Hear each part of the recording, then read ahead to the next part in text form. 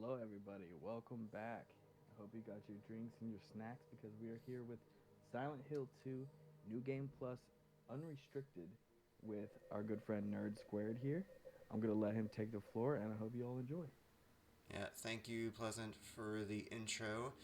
Hey, I am Nerd Squared. I run a variety of games, mainly sticking with horror, and we got a big one tonight because this is the remake of Silent Hill 2 that came out very recently, just a couple months ago. And I'll be doing New Game Plus Unrestricted. I'll get into the guts of that during the actual intro. But one couple important things to point out before we actually get into the guts of this. You'll see in the top left here, you should see it up in the top left, a green frame rate counter. Frame rate is very dependent, or very important in this run because it's kind of the bread and butter of how we're able to skip past so much stuff in the game.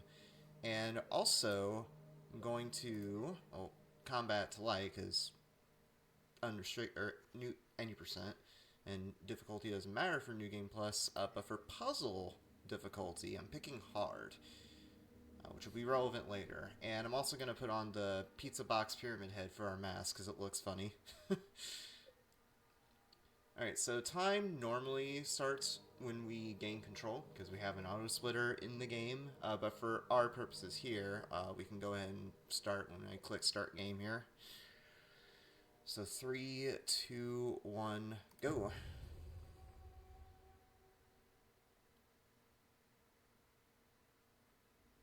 Just gotta let it load here.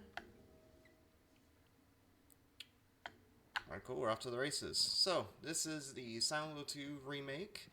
And this game has a bit of an interesting history. I think it was a couple years ago, back in 2022, Konami expressed interest in reviving the Silent Hill series after it laying dormant for a while, with things like, Silent Hills PT coming out in the interim.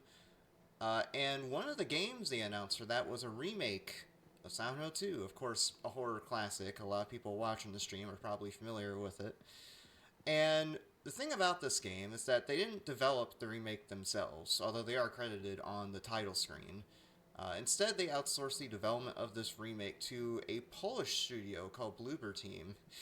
And because of that, we had a bit of doubts going into this game's release, because Bloober Team, while they have made some bangers, Observer being my personal favorite, they've also made a lot of misses, and so they don't have a good track record when it comes to making great horror games.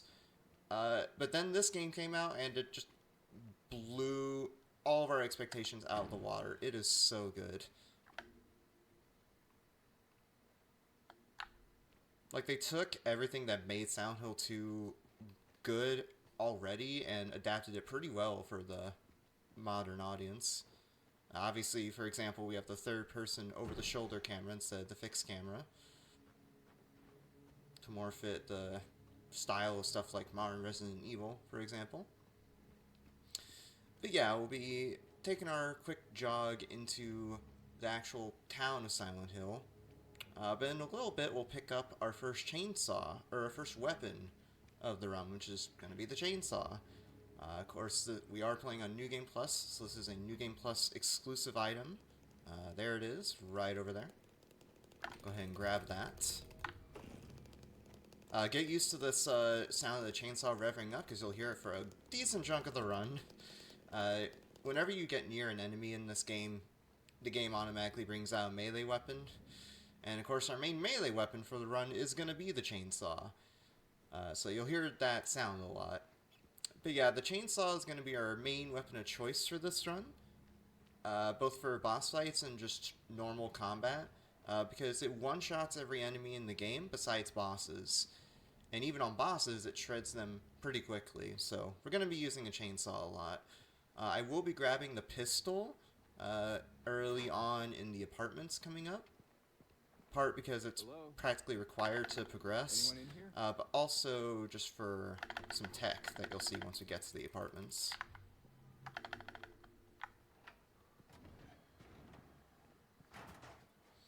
But yeah, like I said, this is a remake of the OG Silent Hill 2, and when Bloober Team, the Polish studio I mentioned before, was making this, They actually paid a huge amount of attention to detail to what fans liked with the OG game. So that, for example, that area I just passed, that's where you would get the plank in the OG game. And I think even throughout the game, granted, we won't see that in the speedrun, but throughout the game we can pick up little, I guess, flashback scenes that allude to puzzles and scenarios from the original game. And just the overall feel of the game is pretty true to the original as well. I believe the creature designer of the OG game, Masahiro Ito, I believe is his name, came back to do the creature design, to update it for modern graphics. And Akira Yamaoka, the original composer, came back to do the music as well. And obviously Akira's music is an absolute banger if you've ever played the original Silent Hill games. So, very, very good game all around. Definitely my personal pick for Game of the Year, which you wouldn't think would be a remake, but it's just that good. So we'll get our map right here. We don't really need a map where we're going in the run, because obviously we know where we're going, but we're forced to pick that one up. And we're just going through the intro. We are going to pick up the plank in a second, which, as said before, is in a different place from OG, although we get a similar cutscene for it, or we see a monster in the streets.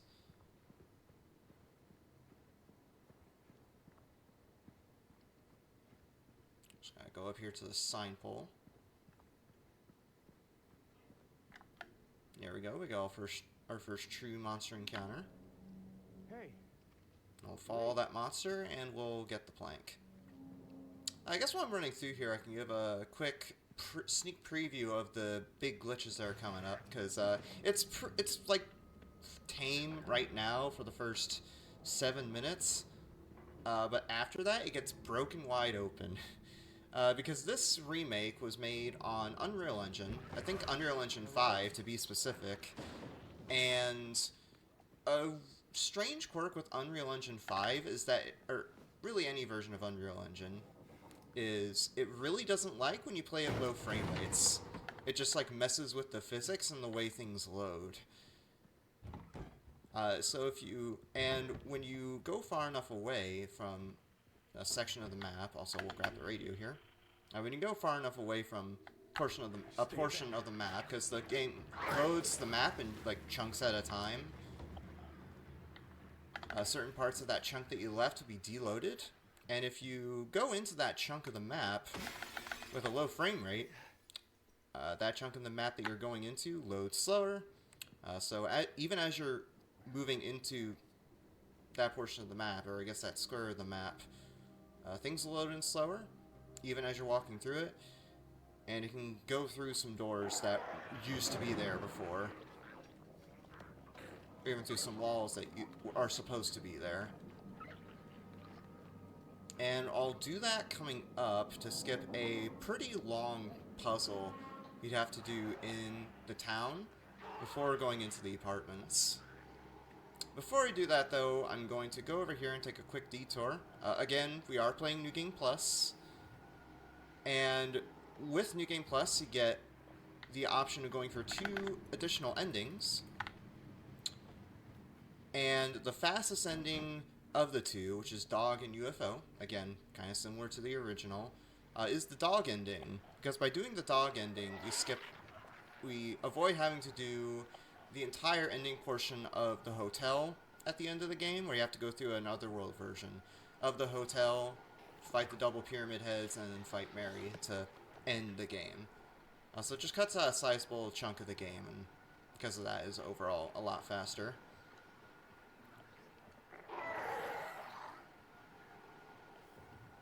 So I'm going to go over here next to this manhole, and I'm going to go ahead and pause the game, because where we're trying to go here is the Neely bar that's just across the street from where I'm looking. Because that's where we're supposed to go after that extended puzzle I talked about. Because the whole point of that extended puzzle is to get a key to get through a locked door. And by waiting here for a little bit, because we do have to give it a few seconds to deload, the door that key is supposed to open is deloaded. So if we do our movement right, we can just walk right through the door. It's a little difficult to do, as you might imagine, with it being such a low frame rate. So we'll see if we can cook here. Alright, so I'm at low FPS now, 2 to be exact. Now I'm going to try to get into the Neatly bar.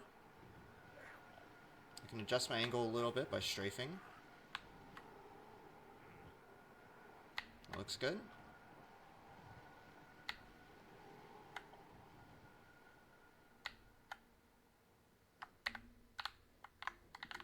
Alright, nice. So we got over to the door, didn't have to get the key with that very long and drawn out puzzle to open that door, and now we're on the other side. We can just go straight here to this abandoned lot to get a key that will let us get into the apartments. So that's the bulk of what the skips in this game are going to look like. Like I said, that's kind of our bread and butter for skipping things in this game. Calms down for a little bit though, because the first half of the apartments is pretty tame for the most part, but the second half of the apartments, once we get to the other world, is where things start to get a little hairy, because that's when we'll really start to break things with the low FPS trickery, because there's more than just loading areas slower that you can break with low FPS, as you'll see later. Also, once I get into the apartments in a little bit, I will have to actually real quickly pause the game and plug in my headset, because I just got a notification that my headset is low on battery, so I have to plug it in real quick to charge. Some midstream stuff you didn't prepare for. Alright. Just plug it in real quick, it's on life support.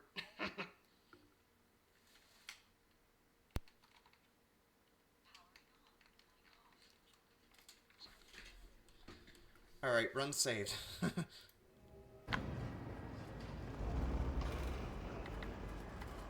Okay, for some reason I'm not getting audio through my headset, but that's fine, I'll work without it. Hold on.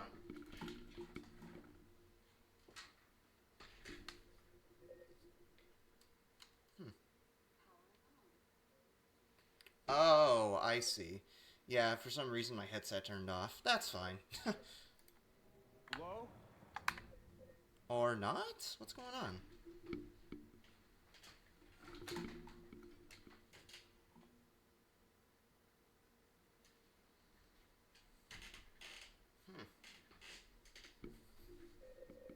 Yeah, I'm not getting any audio through my headset for some reason.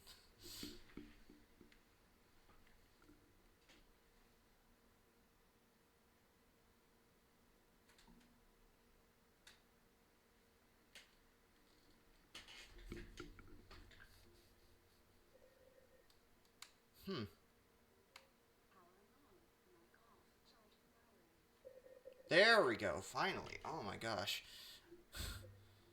Scuff turned out worse than I expected, but it's fine. Anyway, tech issues with my headphones aside, we'll grab our flashlight. Very important to grab in Silent Hill. Oh, wait, you know what? Hold on, hold on, hold on. I did a dumb. I forgot to equip the chainsaw again. That's fine. Yeah, when you grab the plank earlier, or whenever you grab any melee weapon, it automatically equips that as your default melee weapon. And I forgot that and just went into that room trying to snipe or hit the mannequin dude there with the chainsaw. But then I realized too late, oh, I don't have the chainsaw. And I just swung at him with a plank of wood. It's really dumb. You have to do that later in the hospital as well. But yeah, the whole deal with the apartments is we're trying to get to room 201, and there's a bunch of steps to get there. First we have to go over to the courtyard here and cut through this hallway. And you get another signature cutscene from OG. We get to meet... I forgot her name, but I believe it's... Name's escaping me. Like, I know the names of most of these characters. I just forgot the name of this little girl. But we meet a little girl right there. Pretty famous cutscene from OG right there. Alright. And then... what's next? Oh yeah, we're gonna go over here. Yeah, like I said, we're trying to get to room 201. Need a key to get there, which requires a puzzle... or which requires doing a puzzle that needs 3 coins. And that's basically the goal of the apartments, is to grab those 3 coins. This is also the first real, like, exploration section of the room where you have to deal with enemies. Previously, we didn't really have to, besides that one mannequin. But now it becomes a much bigger deal. And it's not too bad in this area, but especially later on, enemies are very aggressive in this game. So in speedruns, we generally have this tactic of dodging out of the way just in time to ensure that we don't get hit. Because this version of this remake did add a dodge function, which is pretty nice. That'll let us get past enemies a bit easier. Because for whatever reason, the enemies in the remake are a lot more aggressive. Even on light mode, which is the easiest difficulty. So if you're not careful, you can pretty easily get roughed up by them. So we'll just be dodging out of the way to avoid them. Again, like I said, get used to the chainsaw. You'll be hearing it a lot. Make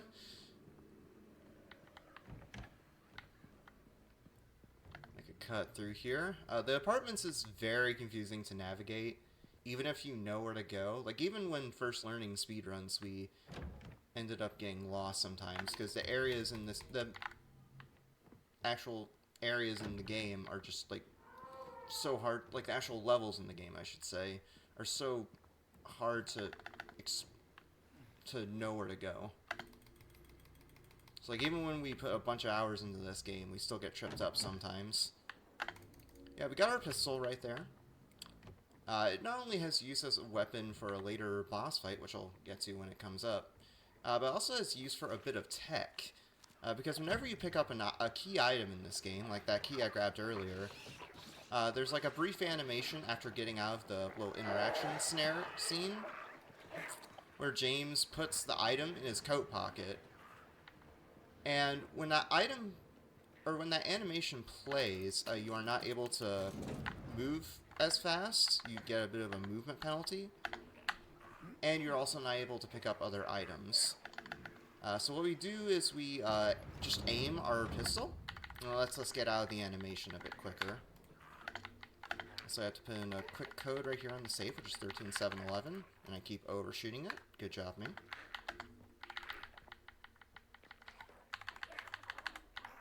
I overshot it again, dude. There we go, finally got my skill issue in place. That's our first coin right there, the man coin. That's the animation cancel in play right there.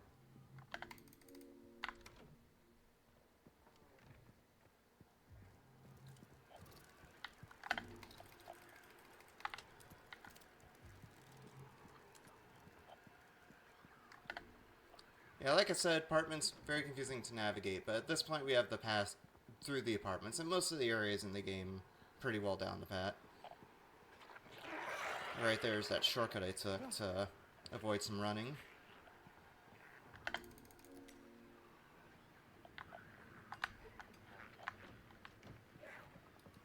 Go up here to, I believe, the 3rd floor. Because I want to grab a pack of canned juice. Now, what do you think that pack of canned juice is for? Well, you'll see in a second. But first, there's a few mannequin dudes I have to get past.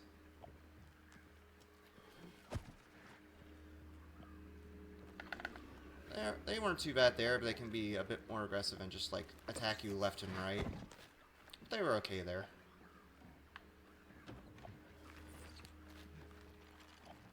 Even right there, there's... that mannequin there usually doesn't attack me, but this time he did. It's a little random. It might even potentially be, like, seat-based and whatnot, like the original game is. Yeah, we tossed our pack of canned juice down that trash chute. And by doing that, it knocks another coin out that we'll get later. Puzzle logic. Hi, my guy. I did not expect you to be there. I was dodging down the stairs, and then that guy just, like, barged through the door. Probably by surprise, because I've usually never seen that. I'll come across Eddie again. Say hi to Eddie. Who's there? It wasn't me. Fortunately, not as much butt crack as he has in the original. Gotta give it PG, I guess. But yeah. Meet him there. Take a quick shortcut through the courtyard and grab the coin. Hello? A little delayed there. Ow. That's fine. While the enemies are aggressive, even regardless of difficulty, we are in light mode, so we don't take that much damage at all. So taking damage isn't a huge deal. And even then, I'll be grabbing a lot of safety heals throughout this run, just to be safe. Because again, even though we're on light mode, the game can wreck our shit if we're not careful.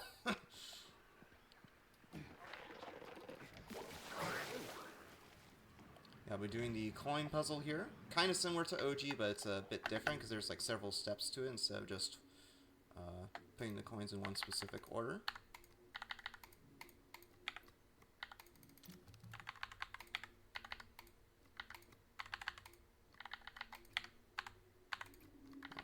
I botched that one, but that's fine.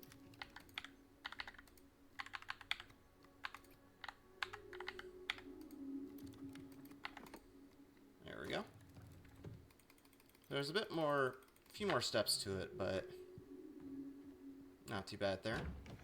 So we finally got our key to get up to apartment 201. So we'll go right up there. And this is the first, so far the game has been following roughly the same flow as OG. But this is where you start to see the first big difference. Because for the most part in OG, in the apartments, you're just in the normal Silent Hill normal Blue Creek apartments. But here there's an entire section of the apartments in the other world with its own like set of pretty involved puzzles. So it took me a while to explore casually.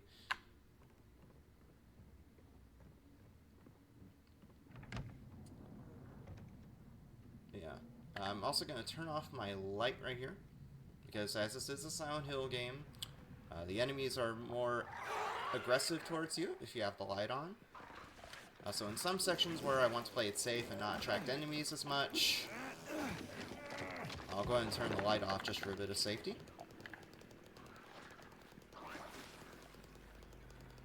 For the most part, I will have it on, though, just so I can see where I'm going, because this is a very dark game in some parts, as you'll see. Yeah, the point of the Otherworld apartments is to get 3 hands for a clock, a minute, or an hour, minute, and second hand.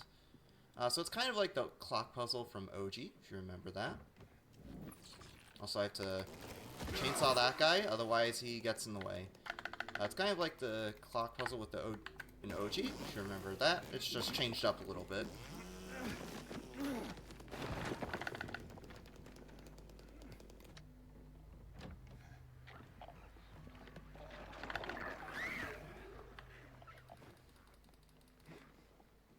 And right there, you notice me do a bit of speed tech, which is dodging up the stairs. It's a little faster than just running upstairs normally. And it depends on the type of stair as well. It has to be high enough for the boost, or speed boost from the dodge to be worth it.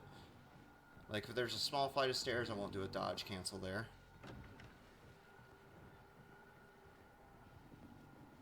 I'll be looping over to 306. Need to grab a key, or not 306, but a different room to get the key for 306.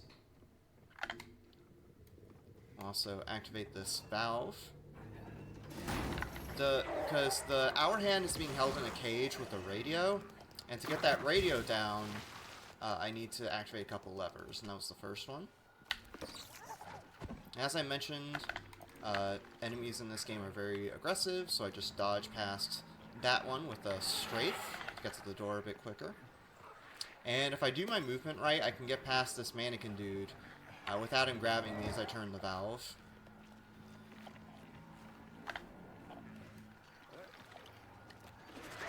Ah, no, he got me.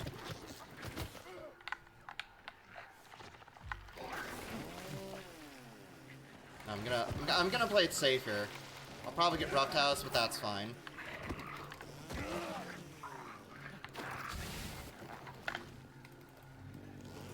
Oh, what? The turn didn't even count? Are you kidding me? Wow, okay. I was literally an inch off from the Val turn going through, but okay. But yeah, that's just how rough it can go if the enemies decide to misbehave. It's like we have to be very careful at all times to ensure we don't get hit. So oftentimes when we're doing runs of this game, whether it's unrestricted or restricted, you'll see us dodge out of the way when it seems like there's no enemies around. But then it turns out there's an enemy right behind us that just lunges at us from out of view. Enemies can get you in really cheap ways like that as well. Like with the mannequin dudes specifically, I don't know the actual name of the enemies, so I just call them mannequin dudes. With the mannequin enemies, there's usually a sound, like a loud click, that indicates they're about to attack you, but sometimes that just doesn't play, and they attack you anyway. It's really dumb, but that happens sometimes. We're just putting the hour hand, so we'll go in this door helpfully labeled H. And we will get the mini hand pretty quickly afterwards, because it's just behind this breakable wall. But we have to take a long trip around after that to get back up and get the second hand. So we'll stick our hand in this toilet. There'll be a few sequences like this where something scary is happening, and the game is like, are you sure? Are you really sure? We have to press E, or in my case left click, because you can use left click for E prompts like this a few times to actually get the key. And unfortunately I backed out a little early. With these sequences where you're like sticking James's hand in something, in this case a very dirty toilet, if you press right click, it exits out of the whole thing and you have to start the sequence from the beginning. But I was pressing right click there because I needed to get out of that item pickup animation, so I just accidentally exited out of it early. Pretty common thing that can happen sometimes. I'm gonna dispatch the enemy right there, just so he doesn't try to grab me as I break open this wall. Because I'm gonna do another skip right here. Because I alluded before how you could break more stuff besides just the loading of areas with low FPS, and this is another example right here. I'm gonna go to low FPS, straight to the left, and then enter the crawl space.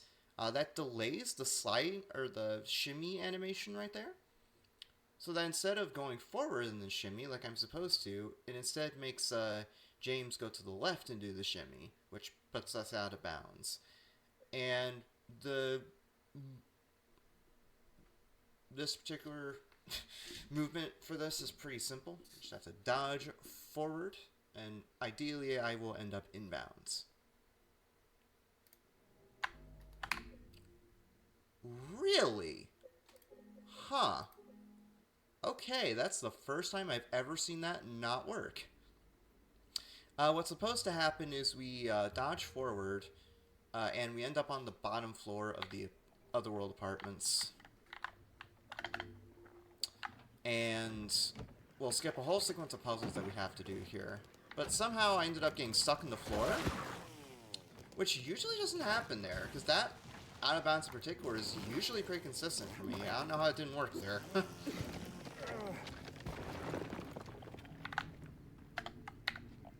That's fine, we'll just try it again.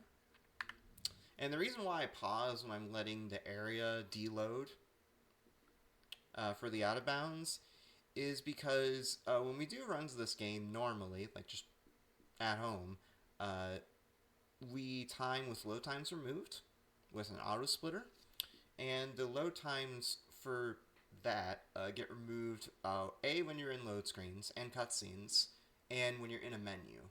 So we can just basically pause the timer at will while we're waiting for stuff to load, and obviously saves time, IGT.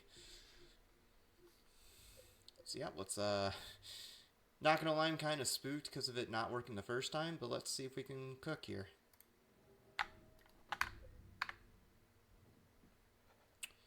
Yeah, it still didn't work. I don't know what's going on there. I swear to God, I literally never fail this, and then it all of a sudden just... Oh, wait, you know what? I know why. I know why.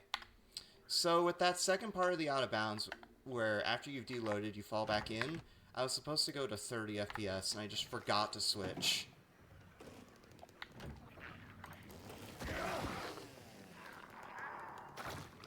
I just had a complete brain fart and forgot to change FPS, dude. It's fine. We'll remember this time. Oh, it didn't work. I think I pressed space too late to do the shimmy.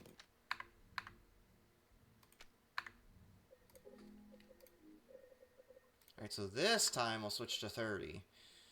And it should work this time. I swear. I promise I'll work through the skill issue.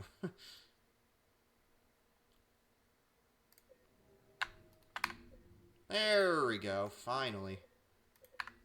All because I forgot to change to the proper FPS. Good job, me. Regardless of that, we skip past a huge sequence of puzzles, and we can go right to Angela. So there's Angela on the floor with her knife. Definitely nothing going on there. But yeah, the whole point was to get that key so we can go back up to the, I believe, the first floor or second floor? Where the key is, where the clock is. So we can both get the last clock hand and also go to the final boss. So, like I said, I'll be grabbing a ton of safety health throughout the run, so I'll be grabbing a syringe right there. If things go horribly, horribly wrong, there's backups I can grab.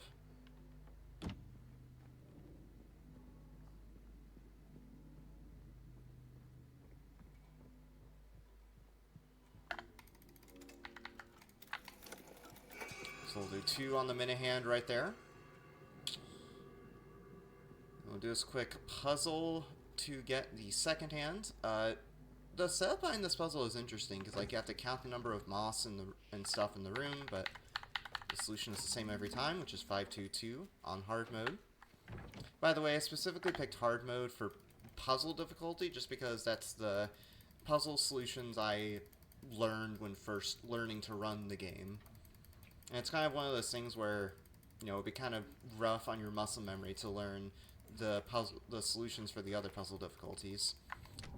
And it doesn't make any time difference as well, for the most part, so might as well stick with hard. And yes, you can hear that thumping in the background. That is, in fact, Pyramid Head thumping around, trying to be scary. Really nice detail, actually. It adds to the tension, even when you're just, like, walking around listening to the ambiance. But yeah, I'll be doing the Pyramid Head fight coming up. And the way Pyramid Head works is he essentially has a timer rather than a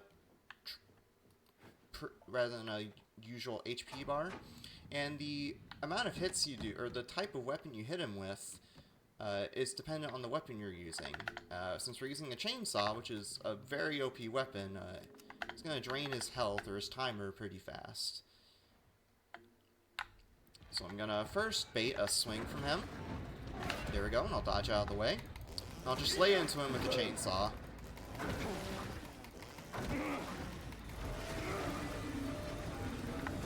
There we go. And I picked up that ammo pack for the pistol outside the arena. Because, as said, when you pick up an item for the first time, there's a bit of an animation that plays. And that would slow us down when we try to pick up the ammo around the arena after we kill Pyramid Head. I'm gonna reload here for 2 reasons.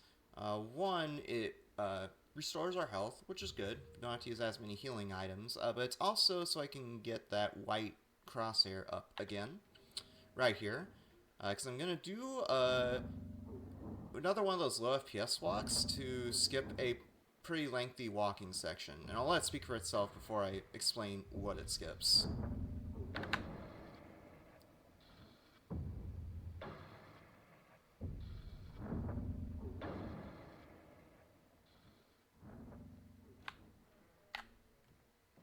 Alright, that looks good.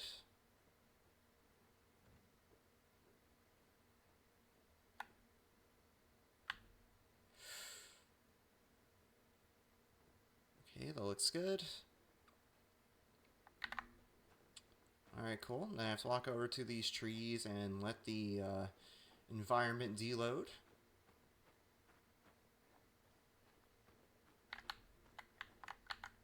Just right here. I don't have an actual timer running for how long I have to wait, by the way, for stuff to deload. I'm just going by feel, pretty much. Because, you know, with runs, obviously, normally RTA doesn't matter, so we could technically wait for, like, minutes here, and we would still be fine.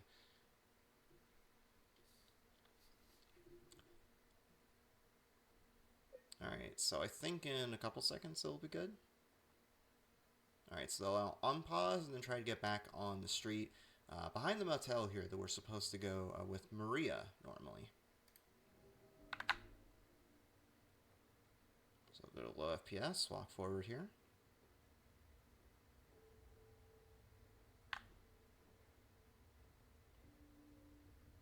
Uh-oh, that's not good.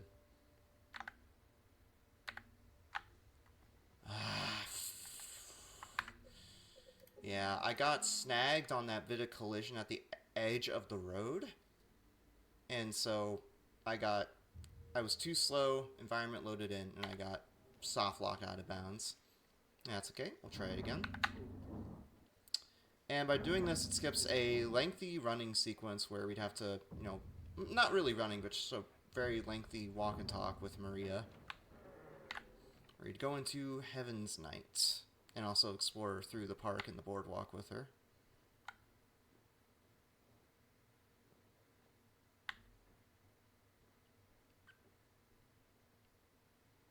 I got the first part down pretty clean. It's just the second part I messed up on. Because like I said, I got snagged on that, on the corner of the house. Not the corner of the house, but the edge of the street. The very tricky thing with doing these skips, where you're walking at such a low FPS, or I guess running at such a low FPS, is, in theory, the movement is very straightforward. Which, to be fair, kind of is. But since the game is so laggy and unresponsive with the frame rate being so low, you kind of have to predict or do the movement you're intending to do, like maybe a half a second in advance. Like, I'm basically counting frames to know when to move, is what I'm doing here. And it's really tough to do. So we'll try this part again.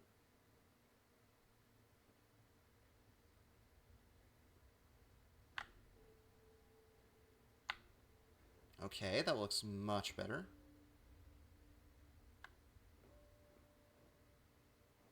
So I'll walk to the left here until the road loads in. There we go.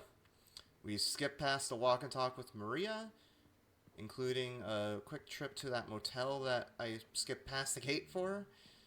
And yeah, in a normal run that saves around 1.5 minutes, so pretty big time save. And that's, I believe, the first run, assuming this finishes in a decent time, that I got with that skip in a run. That's the first run. This is the first run I've gotten that skip in a full run, where I've gotten that skip in a full run. Mincing my words. So, pretty good to get that. Hopefully I'll get a world record with it in the future, because I do hold world record in this category. Fun fact. So yeah, we got past the gate there. A bunch of enemies are running towards us, so we're gonna try to evade them and get to Heaven's Night. There'll be a mannequin right here that I'll dodge past. And our chainsaw did get replaced with this metal pipe here, so I will have to replace that when we get to our next main area, but that won't be for a little bit.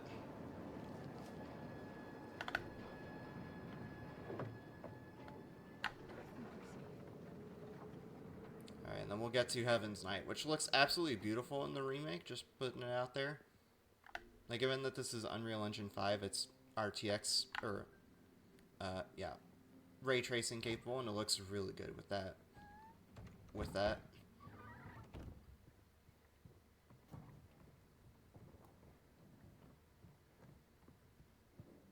It's pretty straightforward, just gonna walk in here, trigger a quick cutscene. I also want to put out there that the voice acting in this game is amazing. Maria and James especially were super well done. Luke Roberts, who voices James in the remake, even got nominated for, I think, Best Voice Acting Performance at the Game Awards recently. So kudos to all the VAs in this game. And the people who did the environmental design in this, the names of which are escaping me, but regardless of who you are, you did a good job. Good. Yeah, it's another No more delays. another walk and talk with Maria. We're gonna go back to the park again for a really strange diversion that I don't really understand. It's just kind of there for additional lore stuff, basically. It's basically kind of alluding to James's situation in the story, which if you played OG, you know a lot about that, so I won't go too deep into it. Look, we're on the other side of that chasm. Some detour. There we go. That's it? A garden? There's a bit more to it than that. If you say so. Also, if there's anything we want to add, feel free, because this section of the run is pretty chill.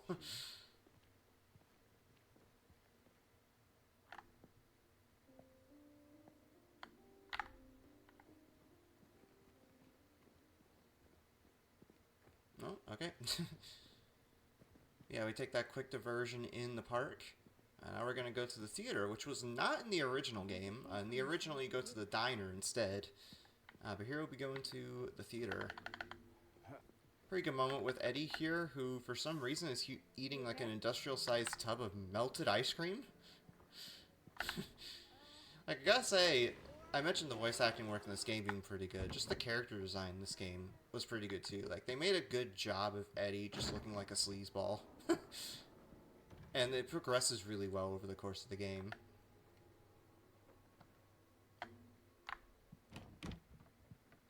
Also, you're supposed to see a quick cutscene here with, oh, there we go. Laura? Yeah, Laura's just chilling up there in the booth. Don't worry about her. She's kind of standing still there looking over the camera. And it looks kind of goofy. I'll just be going through... Oh, Laura's the name of the girl. That's it. Yeah, I was trying to say her name earlier and it just escaped me. Yeah, but chasing Laura through the theater, and eventually we're going to get out. Go to our second main area, which is the hospital. And the hospital is probably the most sequence-broke area in this entire run. Like, if you do it really well, the entire thing is literally just 5.5 minutes. Just about. It's super short. Compared to the apartments, which in total is, probably 18 minutes or something. Yeah, it's 16 minutes, actually. Because it's 9 minutes when you enter and then 24 minutes when you leave, for me, typically.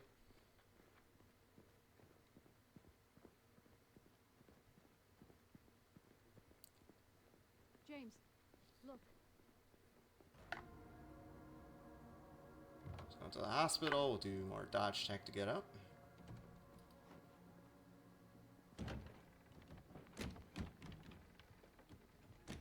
Where did she go? You have to get a key to the basement, but the key in this is in this case, which is locked behind a code. The code is the same every time, though. 152. What is it? The basement isn't too bad, but it's kind of similar to the apartments where there's a bunch of enemies in a very tight space, and so James? it's kind of difficult to avoid them without getting hit.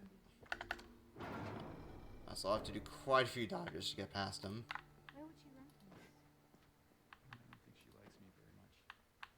But why? I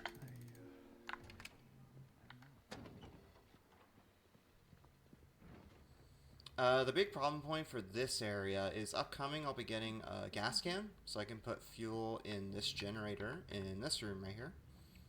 And there's 2 mannequin enemies that can really rough my stuff up. So let's see what happens. Okay, so that guy lunged at me. Let's see if I can grab this can. Uh-oh, wait. Did it dumb again. I forgot to equip the chainsaw. At least I remembered. At least I remembered that I didn't equip it, and I actually equipped it, for real.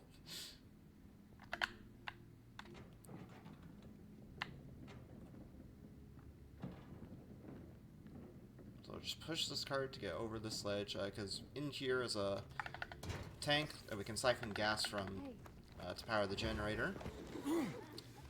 Right there is kind of funny. She kind of has a health system of sorts, where if you because the idea with Maria is it's like in OG Silent Hill 2 where you escort her around.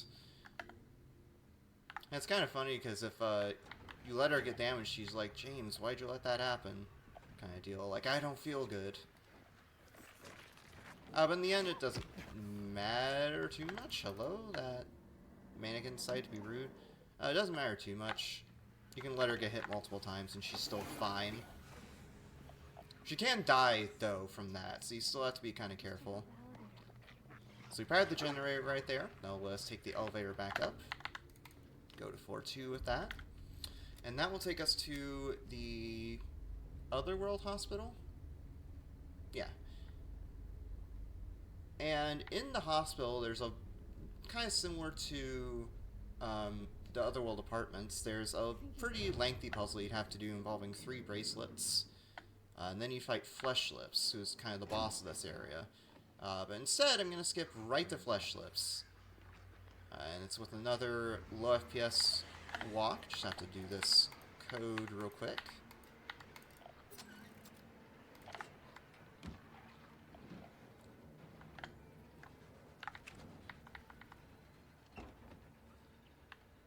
So I go to the bottom of the stairs right here. This is the stairs that leads to the Flesh Lips boss room. Or at least the hallway before Flesh Lips.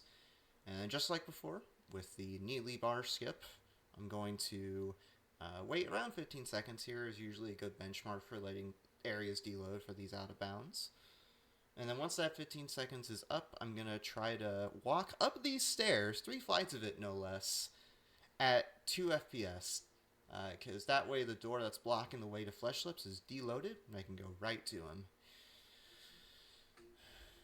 Alright, so let's see here.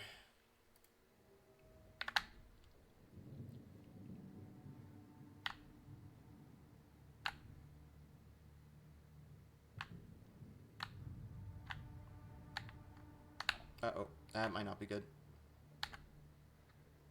Yeah, I fricked up. I was supposed to hold left there, or strafe left, and I accidentally pressed down instead. Because I guess nerves are getting to me. So I just have to wait for 15 more seconds-ish. And we'll try again. Thankfully, the estimate is pretty generous. So, it's fine if stuff like this happens, but... yeah. It's just kind of rough when you mess one of these up, because you have to... retrying it again is such a long process. Especially if you're running with RTA time, like we are for the marathon.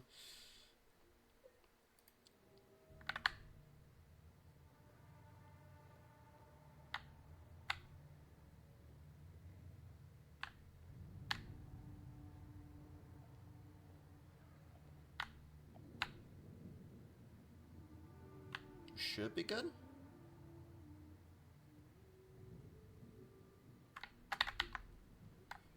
There we go. We're past the door that was previously locked before. And now we're just going to go straight on the Flesh Lips. Flesh Lips, it's a pretty straightforward boss. It's kind of like Pyramid Head. We're just going to lay into him with the chainsaw. But there's a couple of interesting things I'm going to do to kind of manipulate this boss. So first of all, I'm going to change to 60 FPS here. Otherwise, Flesh Lips' movements, or AI, I think, behaves a little wildly. And then secondly, I'm going to load this autosave that just got created at the start of the fight. Because Flesh Lips' whole thing is he goes down below the ceiling when you can hit him, and then goes above the ceiling for a little bit. And reloading right there makes it so that he stays on the floor more often.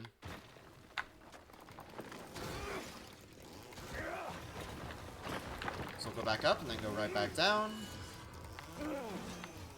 Just lay into him with the chainsaw. Hopefully he dies in a couple hits. There we go. So Flesh Lips is done.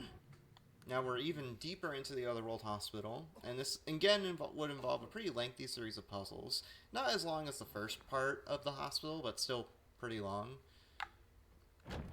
But there's, again, a way to skip it with low FPS walking. But this one is a lot more difficult, because instead of just like walking to a place while the game is at low FPS, I have to walk to a place while the game is at low FPS, let the area deload around me, so I fall out of bounds, and then at the right time, pause the game. Real quickly, I have to change FPS. At the right time, while I'm falling out of bounds, which is a pretty hard cue to get used to, pause the game so that the level loads around me. And by doing this, I'll ideally end up in the entrance of the hospital and avoid having to do the second half of the Otherworld Hospital entirely. And this is my most feared skip in the run, because this is what, besides I guess, the skip from earlier in the Otherworld apartments, the skip that causes me the most problems. So, let's see what happens here.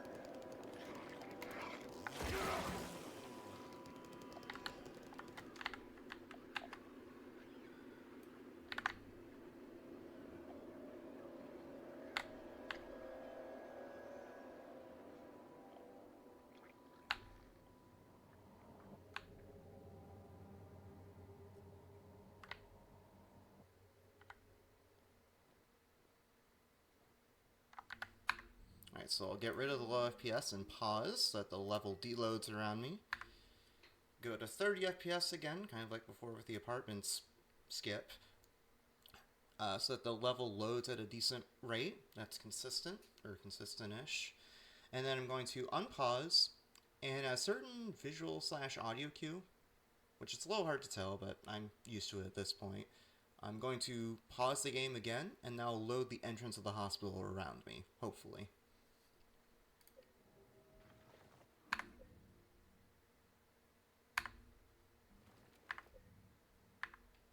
What? Oh, no. Yeah, I paused a bit too early and I got stuck in the ceiling. That's okay. We'll just retry it. And that's why I made that save, because if you mess it up at all, there's no way of recovering it. You're either on the wrong floor of the hospital or stuck in the floor. So in a normal run, that would be just an automatic reset if I miss it at all, but let's retry it.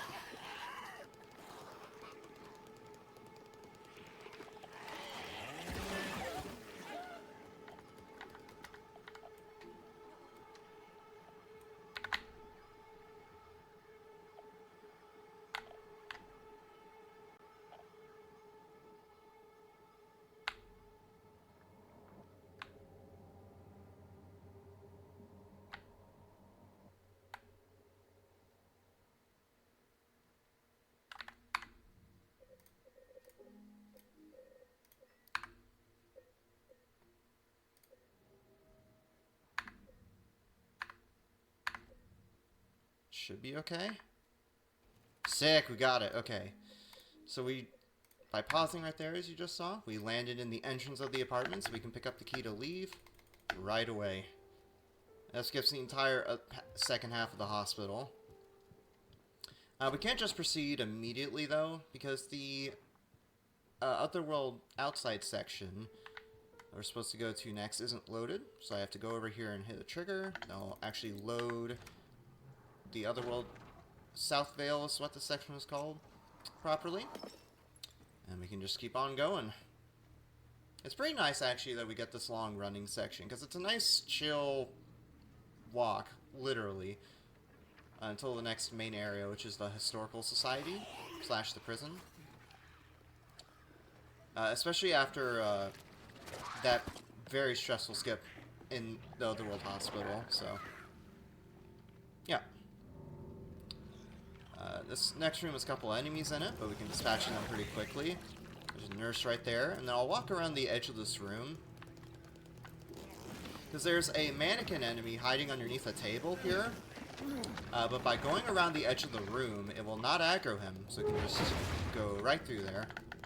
Also, real quickly, I'm going to turn the audio down a little bit, just because it is super loud.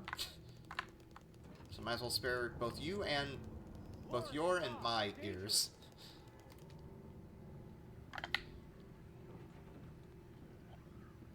This nurse can sometimes hit you as you're going up this climb animation, but it's super rare. And there is actually a skip that was found by a glitch hunter in our community named OnTrigger, where you can skip this entire walking section. And past that, you can also skip going to the Historical Society as well. But the sequence to do that is not only very difficult to execute, but it's also extremely risky, because it's one of those tricks where you basically have to do it in one shot, otherwise you lose several minutes. So, not at all marathon safe, and I don't feel comfortable with my consistency with it, so we'll just do this walk as normal.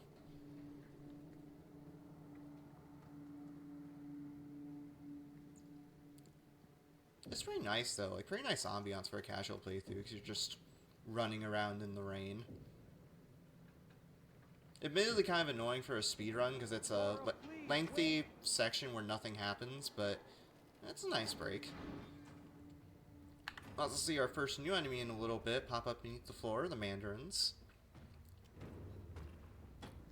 Their whole thing is that they like poke at you from beneath the floor with tentacles that come out from their legs.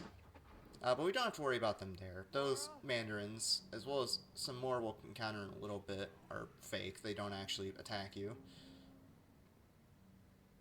In sections of the game where you have to actually deal with Mandarins, though, you actually do not want to get close to them, because they do a scream which can stun lock you for a couple seconds, which is not ideal. And we have some more low FPS trickery right here, because you're supposed to go over in that alley to enter the restaurant. But instead, I'm going to do a shimmy clip to get in the restaurant. Right there. Saves a couple seconds. Doing that one is kind of funny, actually, because it looks like you're jump scaring the nurse that you end up right next to there. They've been jump scaring us the whole time, but we have the upper hand now.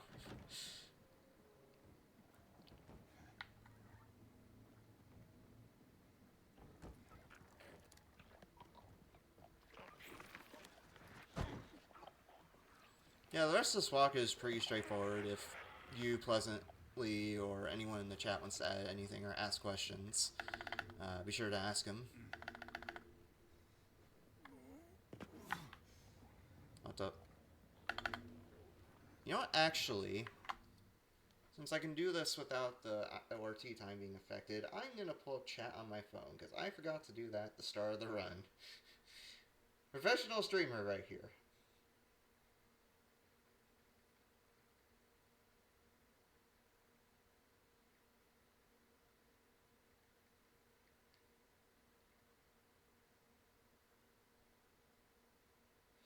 Alright, cool. Now I have it pulled up.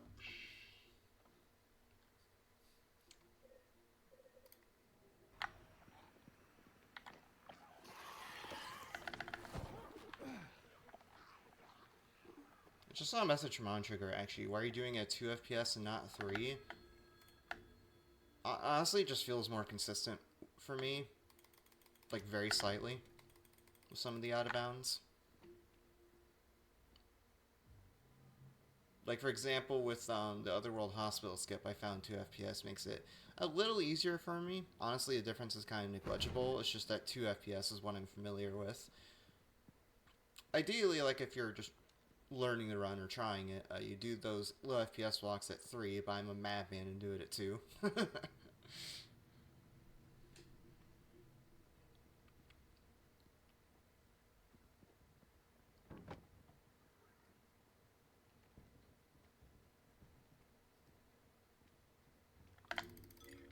So we'll open this lock to get past this gate. To proceed further into Silent Hill. That's what we needed that wrench for. Come across some more fake Mandarins. Now, I was first running this game, I actually didn't think those Mandarins were fake, so I would like go to the left of the tunnel here, the sides of the tunnel, to avoid getting stun locked by their scream.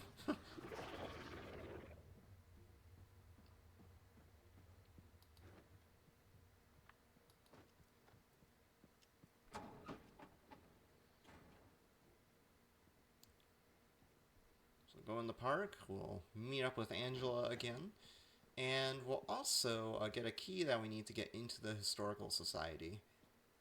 And if you skip the walk through Otherworld South Vale there, this is where you would end up, is the park right here. Because while you can skip the walk through the other world outside there, you do still need the Historical Society key to get into the Historical Society. Funny how that works. So meet up with Angela right there, get the key with a quick cutscene.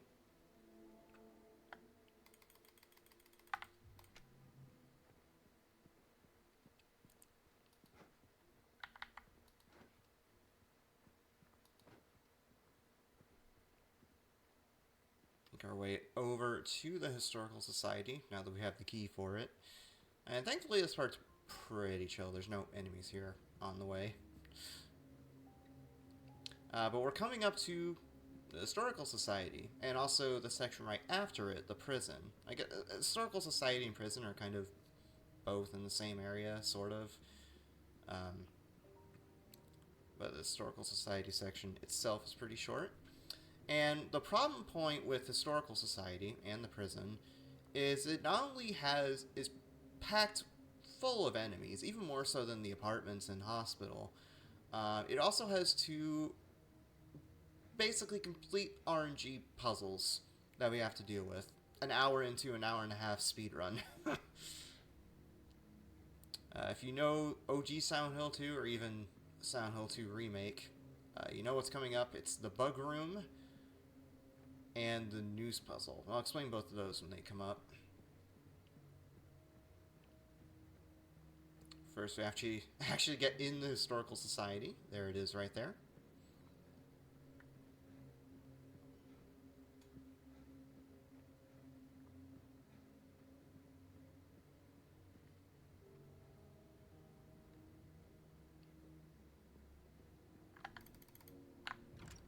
That's a good example of me not using the dodge to go up downstairs faster trick.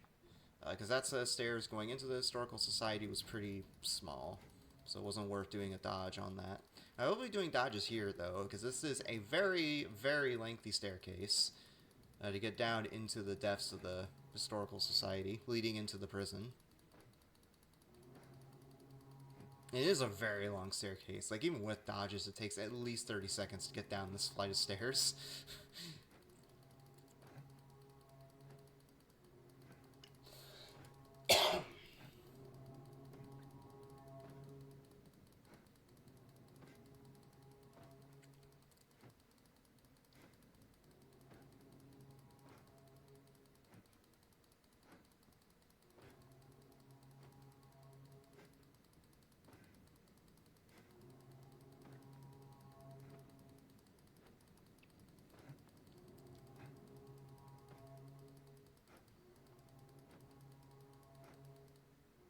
Oh, didn't mean to dodge that last time, but that's okay. There's this enemy right here, but he's not a problem. He can't attack us as we go past him, so we'll just run right past.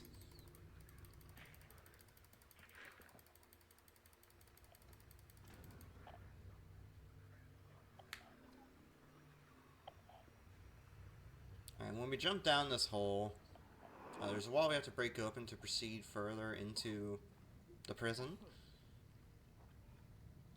And the wall you have to break is always the first brick wall you see on the left. Which I believe is this one? I might be wrong though. Oh no, that's the right one. Alright, so now we'll be doing the bug room puzzle. It's a 3-digit puzzle that always has the digits 2, 3, and 9. But the order that the digits are in for the correct solution is completely random every time you play. So I just have to guess it on the fly.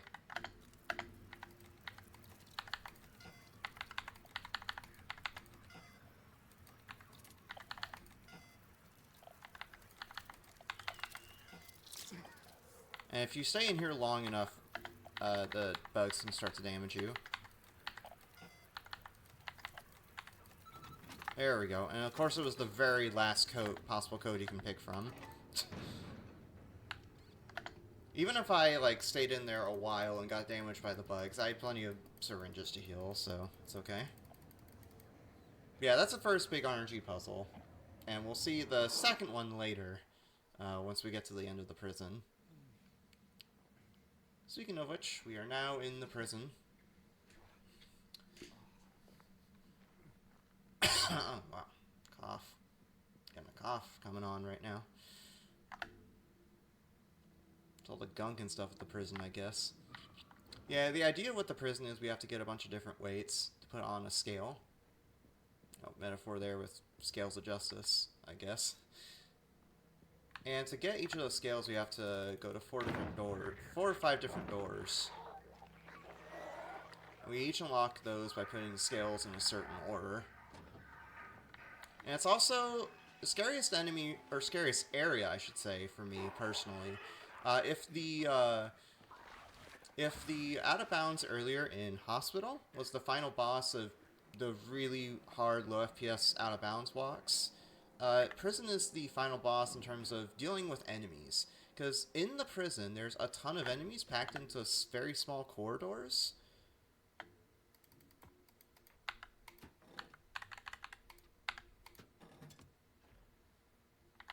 And, yeah. With them being so packed together, it's just very tough to deal with them.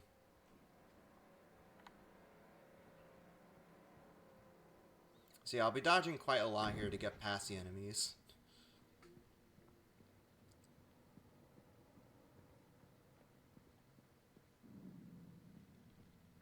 Yeah, you can do crawls on the ceiling right there, but he's usually not a problem. It's this next part where they're an issue. Because they can just ambush you in this next hallway. Even if you're careful with your dodges. Like, see, I almost got attacked right there. And since they can attack you from off-screen, I'm looking for audio cues, or listening for audio cues, of them about to lunge at me. Just to be sure I can dodge them in time.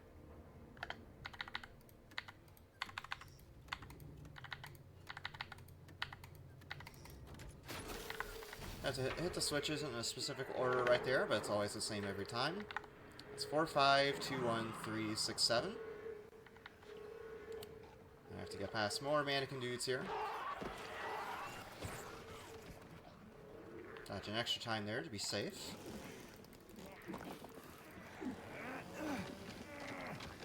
Oh, and whenever you're breaking open these walls, you have to be kind of careful that you don't have an enemy next to you when you're trying to break the wall open.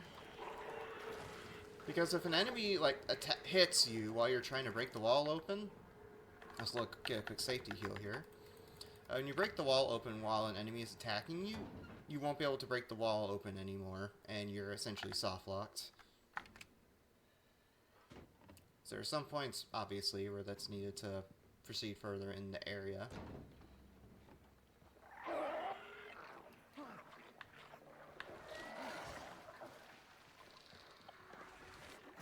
Probably did a couple extra dodges there, more there than I needed to, but, you know, playing it safe.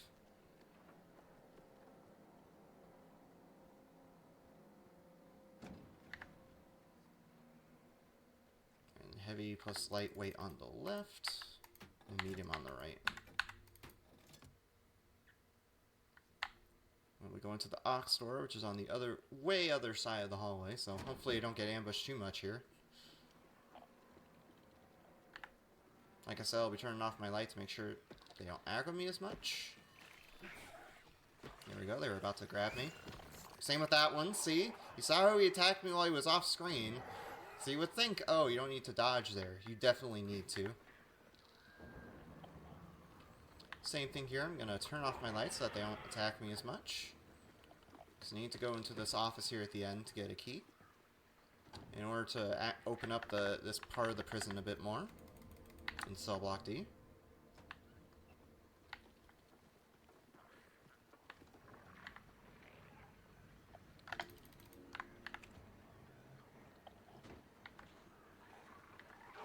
There's also an enemy right there in that cell block right next to me, so I'll turn on the light late to ensure he can't catch me. Got the shiv key there. We need that to open a cell to get further in the prison to get another weight. Because like I said, we'll be getting a bunch of weights here to get more and more weights to do the scale puzzle. Heard there were a couple enemies there, so I had to turn on the lights and swing them at them with my chainsaw just in case. Also, with those dudes that fall on the floor when they die, you want to make sure you're not near them after you kill them, because they create a puff of smoke that damages you if you get close. So, gotta be careful about that.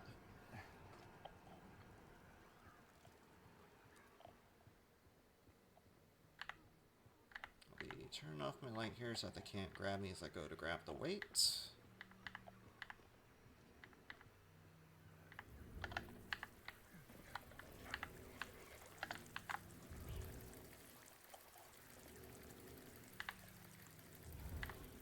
Also, you can turn off the light during these grabbing sequences, which is pretty helpful.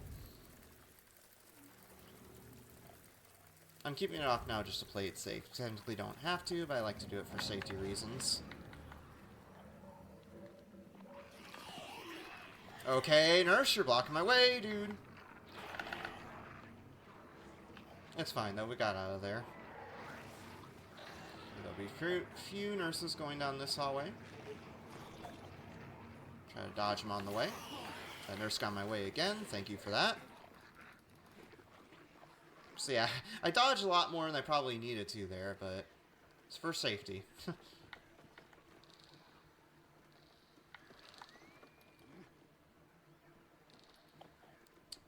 And at some point we have to open the store anyway for a shortcut, so I'll go ahead and do that now. And it also puts us closer to the door where we have to put on the scale. That leads to the room where we put the scales on the machine, so it's a bit faster too.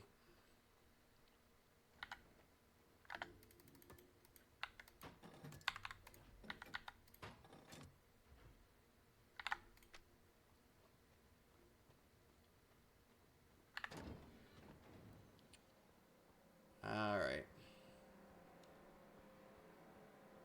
Over to this portion of the prison behind the bower door. Some enemies can lunge at me there, like the mannequin enemies, but they were pretty kind there.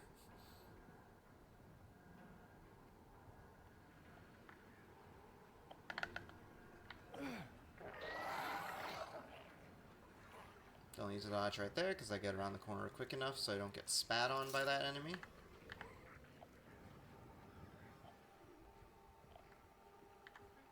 Upcoming right here will be a nurse. I technically don't have to kill this nurse, but I prefer to, again, for safety. Just so she doesn't follow me into this next room.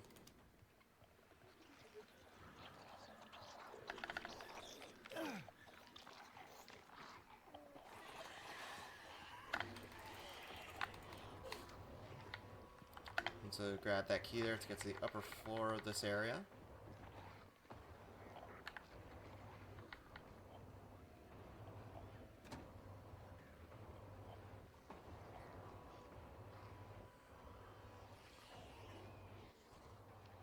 And upcoming will be a mannequin that is really mean and tries to fake you out in a really deceitful way, but to avoid that happening, I'm going to chainsaw him as soon as I see him.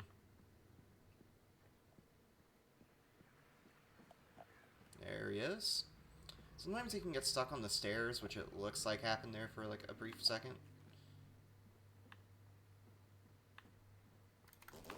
Yeah, typically I just run past him and ignore him, but I'll kill him there for safety. We have a pretty interesting puzzle right here, which is typing sick on this typewriter. It actually doesn't matter what you press there, you can just press E or left click in my case 4 times and that completes the puzzle. So we can just basically complete that puzzle for free. I'll take a quick shortcut through the cell block here to get back to the main hub of prison. And we take the shortcut just to avoid getting sniped by enemies along the way, because that way we're right here at the stairs. This is why I took that shortcut door earlier, so it's unlocked for later when we come back here. I heard that lunge sound, so I went ahead and dodged right there. Again, gotta be very aware of like audio cues and stuff, so you know when to dodge.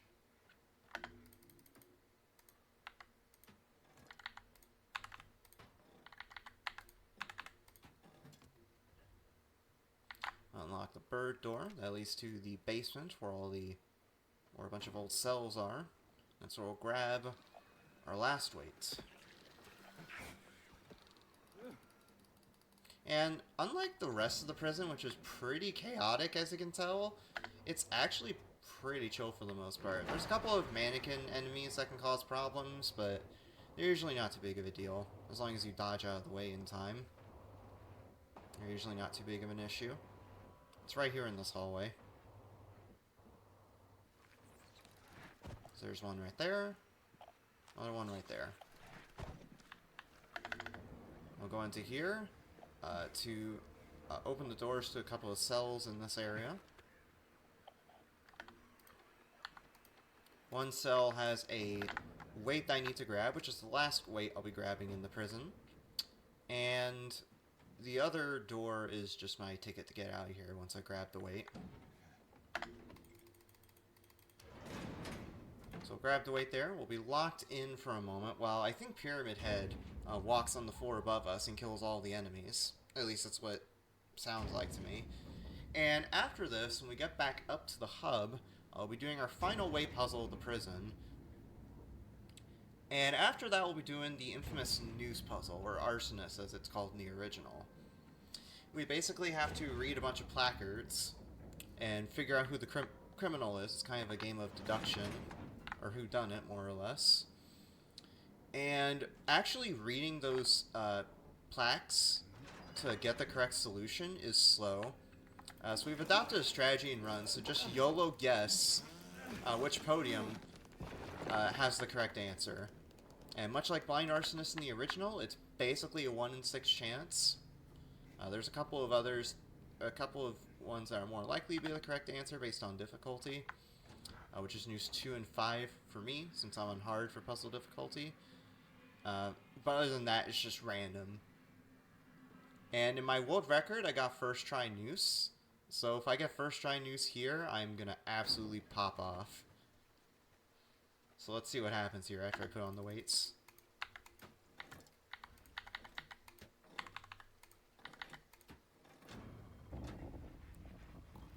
So put on the weights there, we'll get the lever to activate the nooses. Alright, so we'll guess noose 2 here. Is 2 our lucky number? No, it was not. So I was able to tell pretty quick there that I didn't get the correct noose, because when I do runs at home, when I get the correct noose, the auto split will trigger. And it's pretty quick to reset it, because you're just right here where you put the lever when you reload the autosave. Alright, 5 is our lucky number. So my process there with that noose puzzle is I check noose 2 to start with, then noose 5, because noose 2 and 5, like I said, are the most likely to be the correct solution on hard difficulty for puzzles. And then I just check the rest of the nooses in sequence after that. So 1, 3, 4, 6. We got second try there, which is not too bad. Yeah, it kind of sucks that you have 2 RNG heavy puzzles late into the game, but honestly, it's not too bad. Obviously, it kind of sucks, but retrying them when you get the wrong solution is pretty quick. So it's not too big of a deal if you do get a wrong solution. Like right there, reloading for the news puzzle only takes like 10 seconds, LRT, so not too much of a biggie.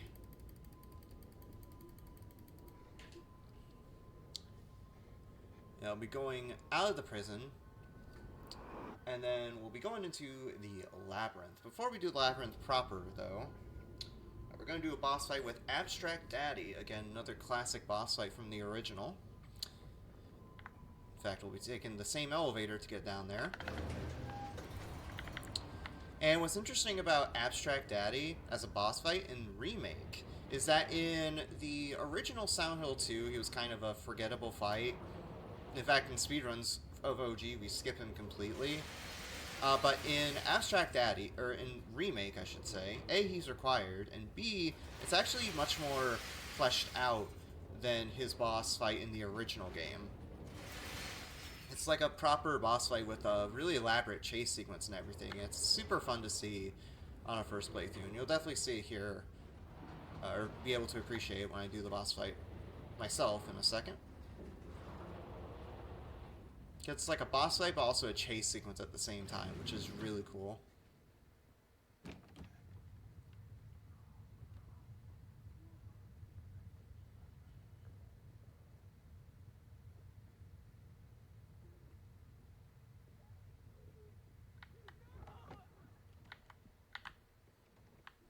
Oh, wait, went in the wrong door. So let's go in here and into this door on the left. Alright, so we're going to do Abstract Daddy now. To start off with, I'm going to dodge out of the way to avoid this little hug attack he's going to do right at the start. There we go. Now I'll lay on him with a couple of chainsaw hits. Generally with Abstract Daddy, how the chase progresses is you do enough damage to him, and then he disappears and you do the chase sequence part of the fight. And along the way I'll be grabbing a couple of safety heals, because after Abstract Daddy is the Eddie boss fight, and Eddie can do a lot of damage to you, even on light mode, so just want to grab some health beforehand just to be safe. You can, Abstract Daddy will appear a couple of extra times after that first phase you saw, but you don't actually have to fight him until the end arena in the fight. So you will see him appear a couple of times, like right here, coming up, I think in the next room. We can just ignore him. So there he is right there, but we can ignore him. Just dodge out of the way.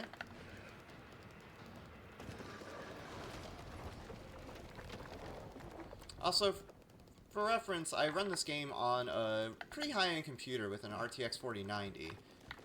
So, it runs the game pretty well. It's able to maintain a pretty stable frame rate for the most part. But on this boss fight in particular,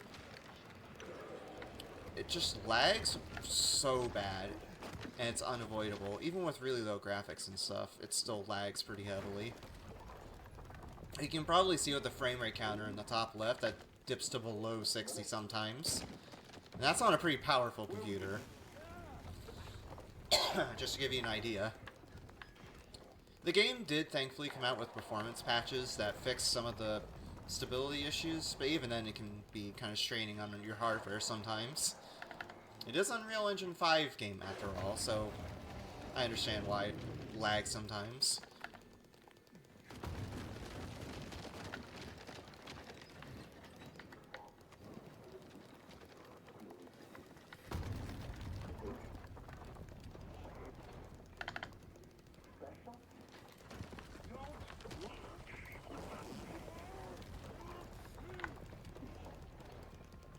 Also, we're bashing these TVs with our melee weapons, in this case the chainsaw, just to progress through the chase.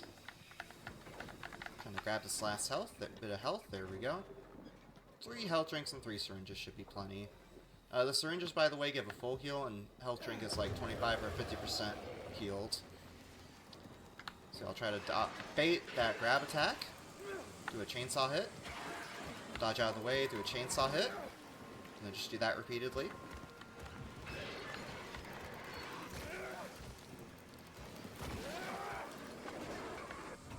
There we go, that's Abstract Daddy.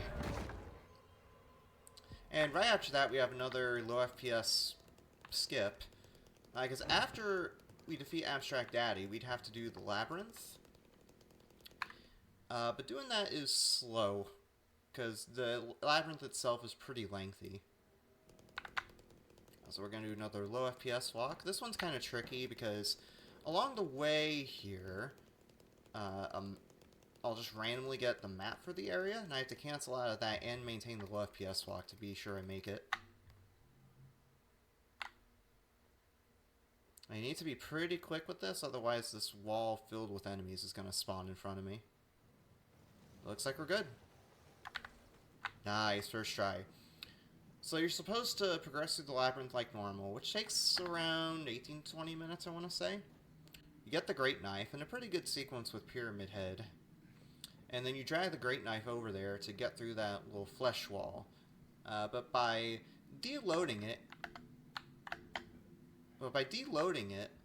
and walking through that corridor before the flesh wall spawns, we can skip the labyrinth entirely.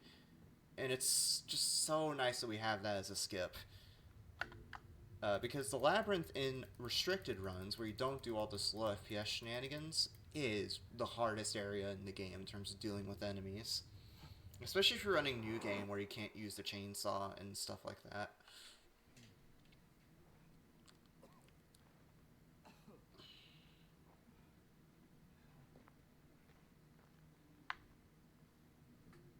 Some stairs right here, so we'll do some more dodging. Upcoming after this is going to be the Eddie fight. There's 2 phases to this. And before the first phase, I'm going to do a checkpoint reload. Because it skips a pretty lengthy monologue that he does at the start of each phase. And you'll also see a really weird thing in the menu where I'll be loading the checkpoint right before the fight. And it's for a pretty specific reason. So I'll get that checkpoint right around there. And I'll load it in a second, because, you know, that's what we have to do, skip the monologue. But as well, I'm going to go into the graphic settings. And not turn on motion blur, but turn on high contrast mode, which is normally supposed to be like an accessibility setting for people who have impaired vision. But it helps see Eddie during this boss fight after I load the save right here, because it's obviously we're in a meat locker and there's a lot of fog here, which makes it very hard to see Eddie. So let's see what we can cook here. Eddie can also be very squirrely as well and run around very fast. Make it very hard to hit him.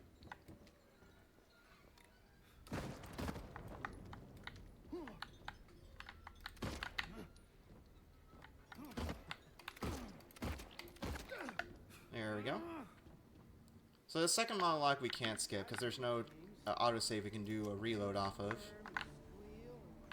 So I'll just set up in this corner right here.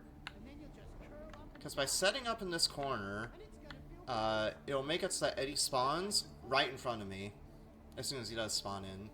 And I can just lay on him with pistol shots right away. So let's see if I can get it. I don't think I got it. Yeah. Oh, there he is. There we go. So now it's virtually the same thing, except all the me hanging from the ceiling is moving around. Makes it even harder to hit him. See, you can see right there, I tried going for a shot right there, and then the meat completely blocked me.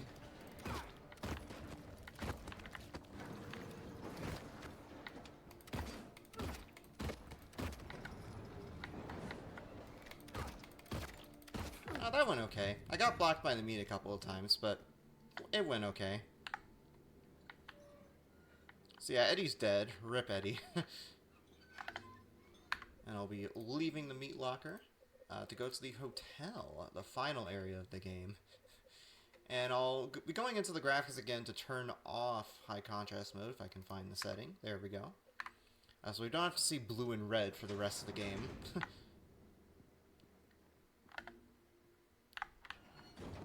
And believe it or not, that is the only fight in the game where I do not use the chainsaw. For most other boss fights, as you've seen, I would typically use the chainsaw to damage them. But for the Eddie boss fight specifically, I opt to use the pistol. Because the chainsaw doesn't have very good range. As you might have seen a couple of times, the chainsaw can miss. And Eddie is very squirrely and runs around extremely fast. So with the grab range of the chainsaw being so short, and Eddie moving around so fast, it's very hard to land a chainsaw hit on him. So generally in that fight, I just go for the pistol.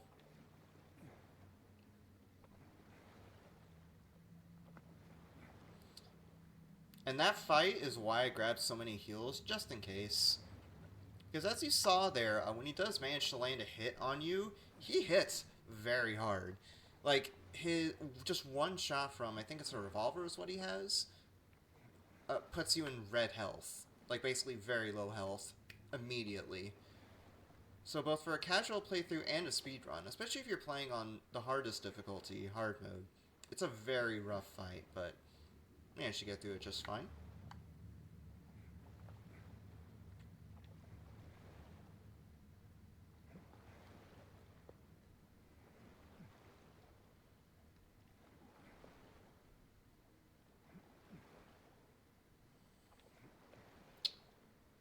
We've taken the boat to get to the hotel, of course. There's no specific route here. I just kind of wing it and hope that I make it, basically. What we're trying to do is align our boat with that dot in the distance.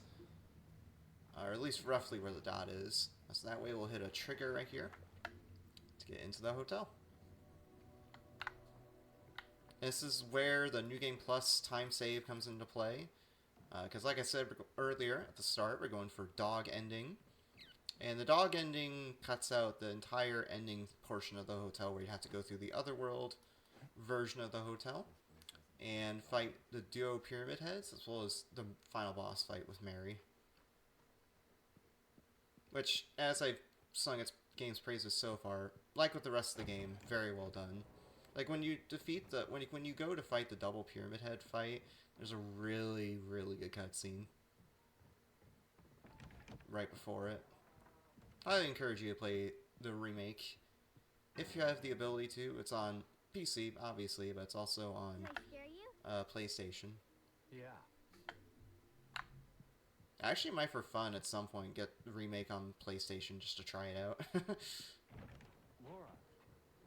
Yeah, the whole goal of the hotel, for the most part, is to get into that music box right there to get a key to the 3rd floor, which is where we would either do the dog ending, which is what we'll do here, or enter the otherworld half of the hotel. And as typical with Silent Hill games, there's a lot of steps in between. First, you're going to get this key. That'll let us access the 2nd floor of the hotel. Sunrise Wing, at least, which is, I think, the right half of it. And as I go back to the main, like, center of the hotel, I'm going to open that door. You technically don't need to.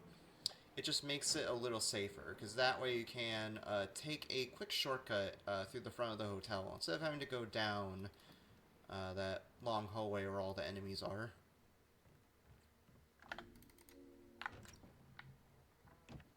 Here we have to grab these 4 books and put them in a specific order. It's a book that starts with Revelations, right there, and then Stalwart, Pride, and Soaring. So we'll put those in real quick.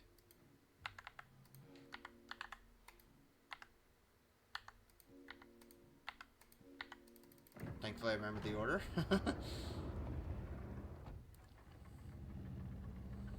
Alright, we'll get the briefcase in this room to get a key for basically a secret basement area. The solution is different depending on difficulty, but it's the same every time. In our case, it's love and then lust over here.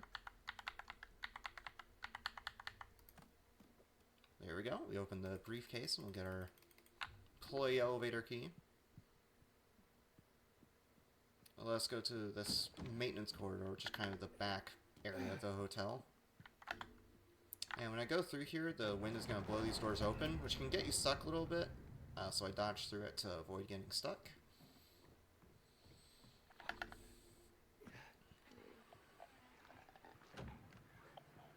Hotel is pretty nice because it's overall very chill in terms of like executions. Like it's a nice cooldown point. For after finishing Eddie from before. It's like Eddie is kind of finishing Eddie is kind of the point in the run where you're like, okay, we have a good run going, let's finish it out.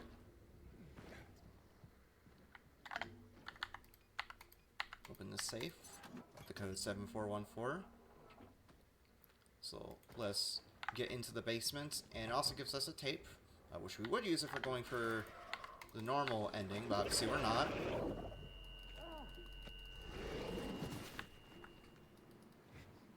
Yeah, I tried dodging out of the way there to get away from that Mandarin, but I didn't quite do it in time.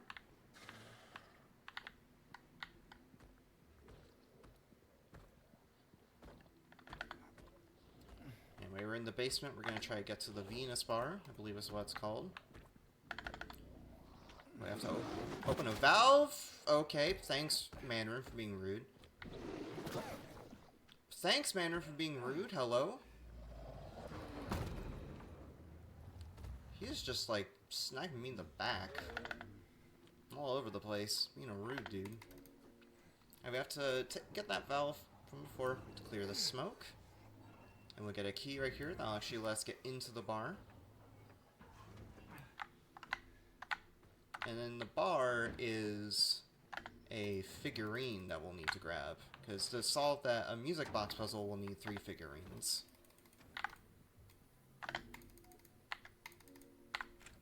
Use a valve to open a door. I don't think that's how that works. Nerve/tiredness is getting to me, man. I keep using the wrong items. It's all over the place.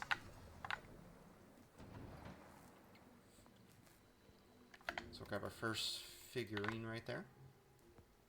The Little Mermaid figurine. There's a couple of others we'll be grabbing as well. When I go back up here, I'll take a quick detour to get in this office and grab this key. Need that to activate the music box once I have all the figurines.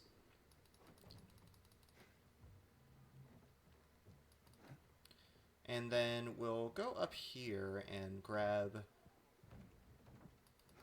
the key to room 107 from this fireplace right here.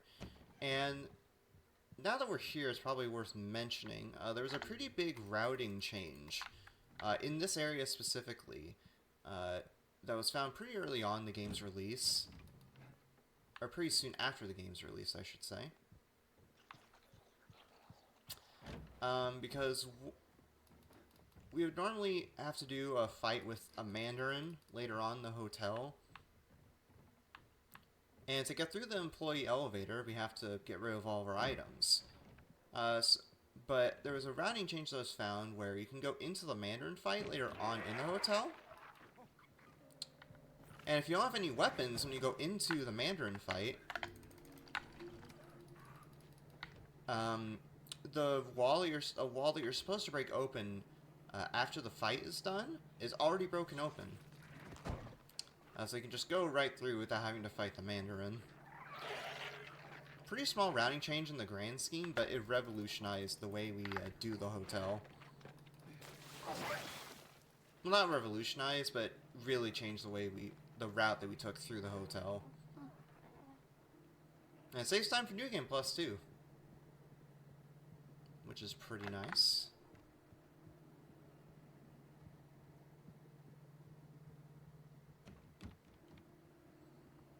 So we got the fireplace key from there. We'll go back up to the conference room in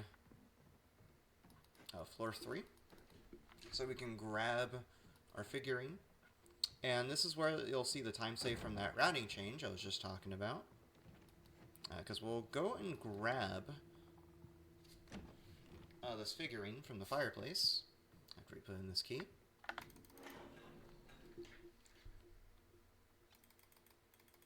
There we go. This will start the Mandarin fight. You'll see him launch himself from the ceiling. And we're supposed to fight him as we break open the wall, this breakable wall here. Since we don't have weapons, you can see it's already broken open. We can just go right through and not have to fight the Mandarin. Quick shout out to Carcinogen SDA, because he found that on accident while routing, I think, hard no damage for this game. Because he was trying to like soft lock the game intentionally, and then he accidentally found a 10-second time save. So thanks, Carcy. We're getting our last figurine on floor 2 here. Just need to go and grab our stuff back from the locker next to the elevator. Because one of the bits we put away when we actually put our stuff away to get in the employee elevator is the dog key. At least I think I put it together, right? I don't think I did. Yeah, I haven't. That's fine. Yeah, you actually combine the bone and the paw into the key right there to actually make the dog key. Forgot to do that earlier, so might as well do it now.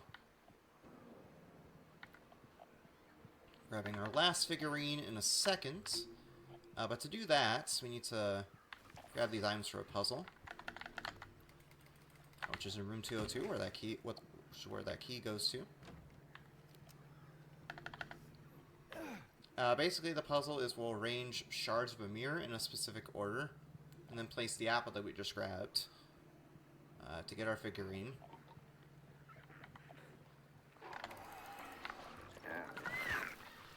Rude. That's okay, I'll just use a syringe. We have plenty of health actually, so we're good.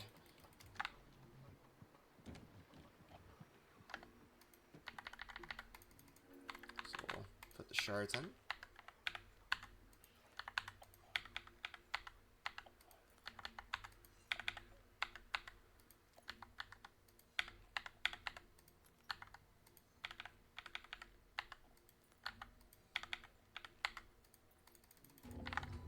There we go. Now we'll put the apple in.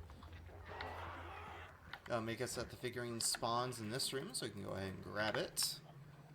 We have all 3 figurines now, so now we can go and finish the game.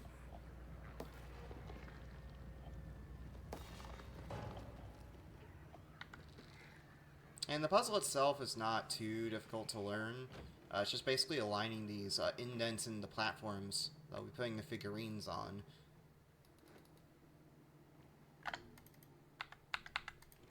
Right here, so that they can go into those doors in the back.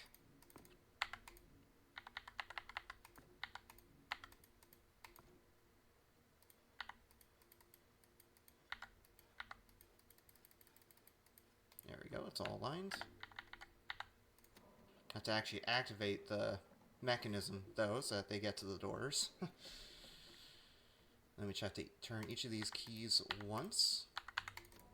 Pretty simple solution for being on hard mode. Then we'll get our key. That'll let us access the rest of floor 3.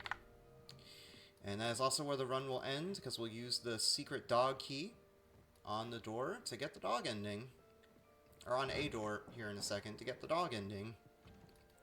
And time is... We'll probably just make time when the cutscene starts for the dog ending. So we have Maria calling for us there, but we're not going to go for her. We want to see a cute dog. So we use the dog key on this door right here to access the dog ending and time. And now we'll just let this cutscene play out, because that's a really good cutscene. With the cardboard pyramid head obstructing the whole thing. And yes, it does use the original voices, if I'm not mistaken. This part just kills me too, just like the very slow swivel. Best doggo in a horror game. Changed my mind. And that poppin'.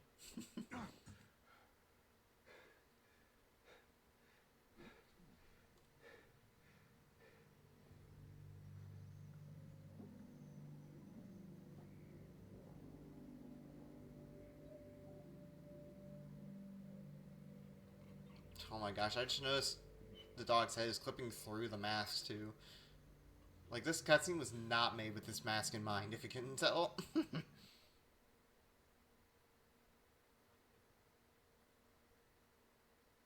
There we go. Also, for some reason, there's no special credits here like there is in OG. It just plays the normal credits. Yeah, that's a remake in a nutshell. Obviously, some of the out-of-bounds went a little awry early on, but can't exactly help it. It's a very hard run, but besides that, I feel like it went decently well. Before we go, though, there's a few people I want to shout out.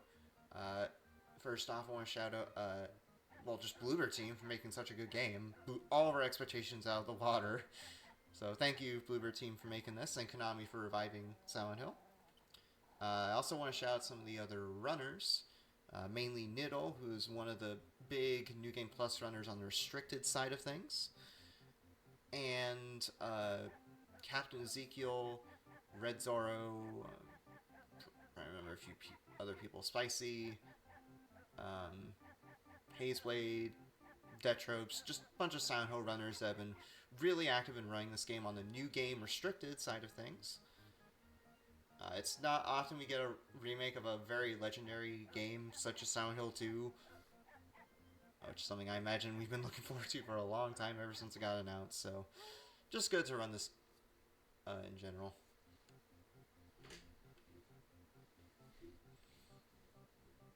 Yeah, and if you want to find my stuff, if you enjoyed this. I stream 3 to 4 times a week on twitch.tv/n3rd_squared. Do a bunch of speedruns and stuff, mainly of horror, but sometimes other stuff. Right now I'm working on some other horror games, like Still Wakes the Deep, this game, and what else is there? Oh yeah, some mascot horror stuff that came out recently. So if horror runs interest you, check me out. Yeah, that's about all the plugs I have. If you want to plug anything on your side.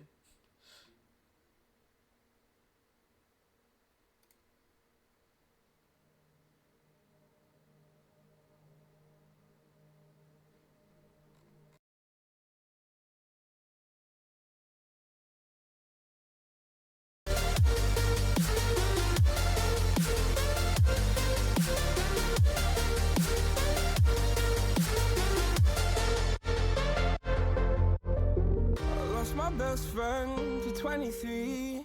I heard the heavens crying above me. The gain's an angel, I lost a friend. I felt like dying again and again.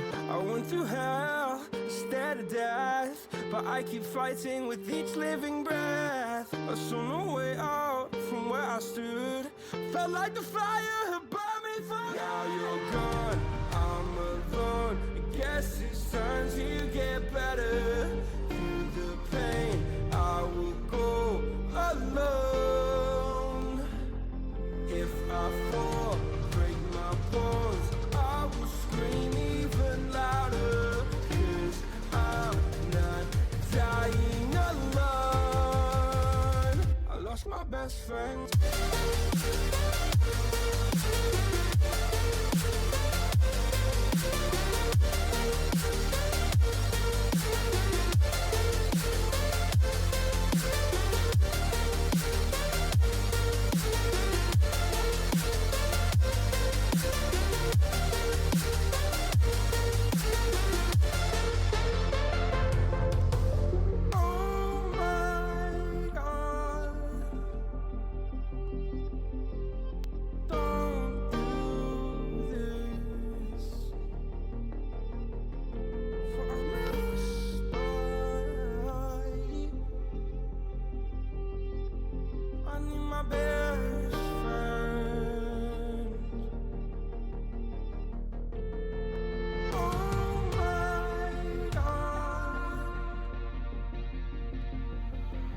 Oh